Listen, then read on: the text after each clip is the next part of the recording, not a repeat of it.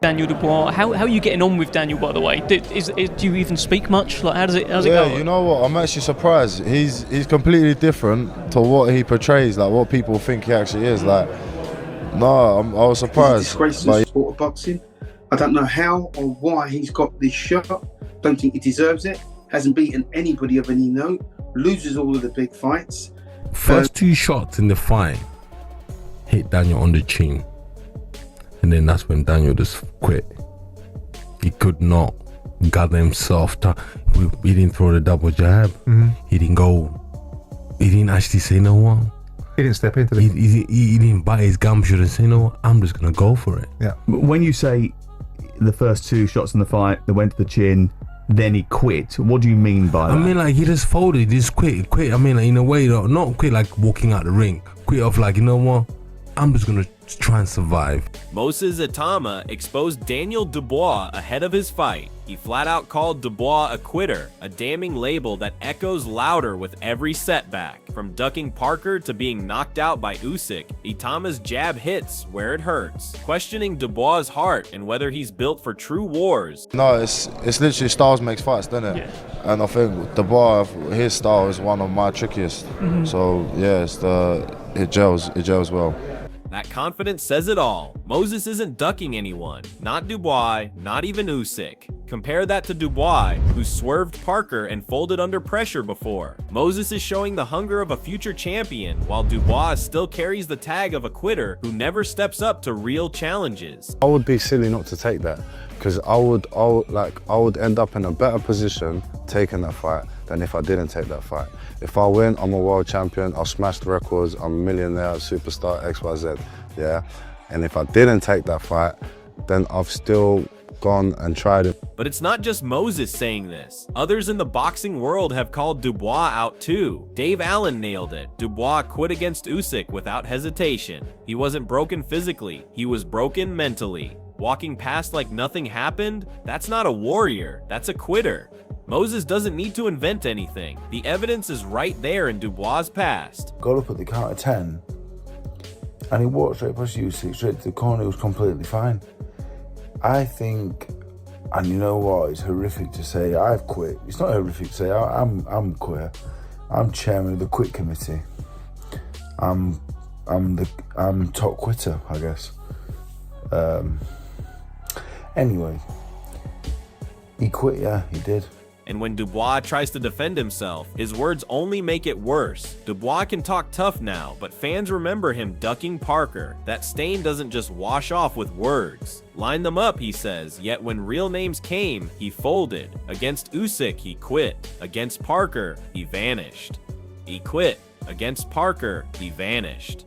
That's why Moses calling him out hits so hard. It's the truth. I heard a lot of people saying that after the Parker thing, that I'm ducking people, but right now I just want to deck someone. So you'll have any one of those names right now? Hey? I said you'll have any of those names right now?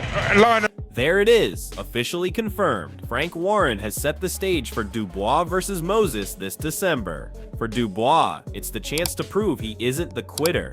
Fans remember. For Moses, it's the perfect opportunity to expose him on the biggest stage yet. Itauma versus Daniel Dubois. I mean, that's a cracking fight down the line, isn't it? Down the line. Yeah. All these Brits are. You know, listen, I mean, look, we're blessed in there. I think we've got about 5 Brits in the top 10. And even Dubois himself has started talking about Moses, but his words don't carry the same conviction. Here's Dubois talking about his next step.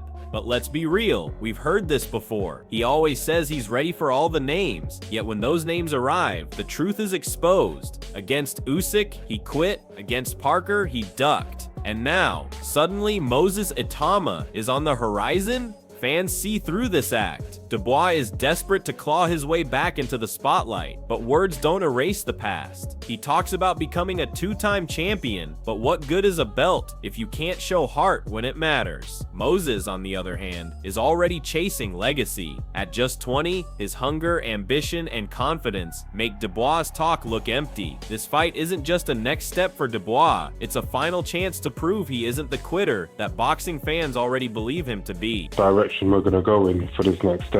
Who is next? Is Moses Itauma on the horizon?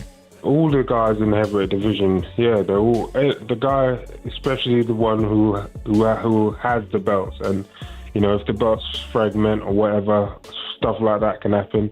Whatever way I can become two-time heavyweight champion. That's where I'm going. Do you think you would beat Itauma? Listen, first off, I just need to get... Eddie Hearn isn't convinced. He knows exactly what Dubois is walking into if he faces Moses too soon. At just 20, Moses is already a nightmare stylistic matchup. Fast, sharp, ruthless. Hearn's hesitation speaks volumes. He's essentially saying Dubois might not survive that kind of test. Itez and Please hasn't 2-4.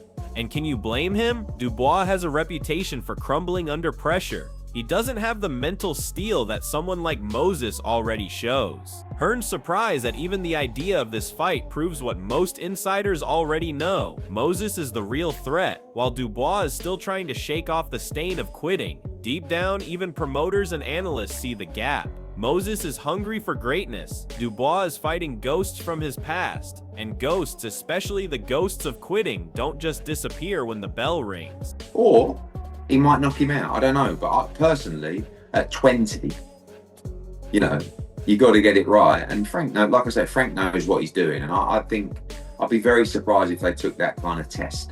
And Eddie isn't the only one preaching patience when it comes to Moses. Amir Khan knows all about rising too quickly, and his words carry weight. He warns against rushing Moses, advising that he's still only 20. But let's put this in perspective. Even now, Moses looks sharper and mentally tougher than Dubois did at the same age. Dubois has been in with the big names, sure, but what did he do? He quit against Usyk. He ducked Parker. His resume isn't filled with glory, it's filled with excuses. Khan is right to say timing matters, but the difference is clear. Moses is built for these moments, while Dubois still struggles under the spotlight. Imagine what a year or two more of experience will do for Moses. By 22 or 23, as Khan suggests, he won't just be ready, he'll be dismantling names like Dubois with ease. Patience only widens the gap between them. But you don't want to rush him. You want to take it easy. You want to take it slow. Don't rush him. Let him enjoy. He's still 20 years old. Let him get to 22, 23 years old. And that's then you start putting him in with the top names in boxing, like the Usyks and like the Wilders or even the Joshuas and the Furies. At the moment, I think you should keep on building him. Let him keep on winning. Adam Smith offers a measured take. He admits Moses could already beat most heavyweights, but wonders if he's quite ready for the very elite. Notice though how Dubois' name only comes up as a maybe. That's telling. Even in cautious analysis, Dubois isn't spoken about as a true, unshakable heavyweight force. He's more of a gatekeeper than a king. The problem is Dubois doesn't inspire fear anymore. The word quitter follows him wherever he goes, and no cautious praise will wash that away. Moses, on the other hand, has barely scratched the surface of his potential, and he's already being discussed alongside champions. That contrast is huge. Dubois has peaked, and his flaws are public knowledge. Moses is on the rise, with youth, hunger, and skill on his side. Adam Smith's words might sound balanced, but they underline one truth. Moses is the future, Dubois is the past. And is he ready? I think he could beat most heavyweights in the world, with the exception possibly of Usyk and maybe Dubois, possibly AJ. The top 3 or 4, he's not ready for them yet. Could he beat them? Moses Itauma exposed Daniel Dubois ahead of his fight. Adam Smith perfectly captures the nightmare Dubois faced in the ring. Moses' footwork and range are exceptional, allowing him to control distance with precision, and his speed makes him almost untouchable. Fans online were shocked at how Dubois struggled to find any opening. It was as if every punch he threw was anticipated or countered. This isn't just about athletic ability. Moses is a tactical genius in the ring. He forces opponents into impossible choices, commit and get punished, hesitate and be pushed back. The online community erupted with praise, calling Moses a potential Usyk-level technician, someone who combines brains with brawn. Watching Dubois struggle while Moses dictated the pace was electrifying. The reactions ranged from awe to disbelief as people debated if any heavyweight could match Moses' skill at this stage. He isn't just winning fights, he's redefining redefining how the modern heavyweight approaches the ring, mixing agility, intelligence, and strategy in ways rarely seen. With Moses is that his feet and his distance and his range is so good and he's so quick that if you commit to the punches, you're going to get countered. And if you don't, you're going to get backed up and taken out. So it's a real puzzle. There's not many heavyweights that are southpaws. Obviously, Alexander Usyk is, but he's moved up into that domain. Johnny Nelson nails it. By round 5, Dubois was already broken down. Moses systematically removed Dubois' tools. His jab was neutralized, his power ineffective, and his movement controlled. Fans online were in disbelief, some calling it a masterclass in boxing strategy because Dubois looked completely lost and mentally drained. Social media blew up with clips showing Dubois hesitating mid-fight, struggling to make decisions under pressure. This isn't merely a physical mismatch, it's a battle of wits, and Moses clearly had the upper hand. Nelson's insight highlights the mental aspect Moses imposes. He dismantles confidence while physically outmaneuvering opponents. Many are now debating whether Dubois will regain his confidence, with some suggesting this defeat will haunt him psychologically for years. Moses is proving that technical skill and intelligent aggression beat raw power every time. Online discussions compare him to past technical greats, with fans predicting a bright future for Moses as a dominant cerebral force in the heavyweight division.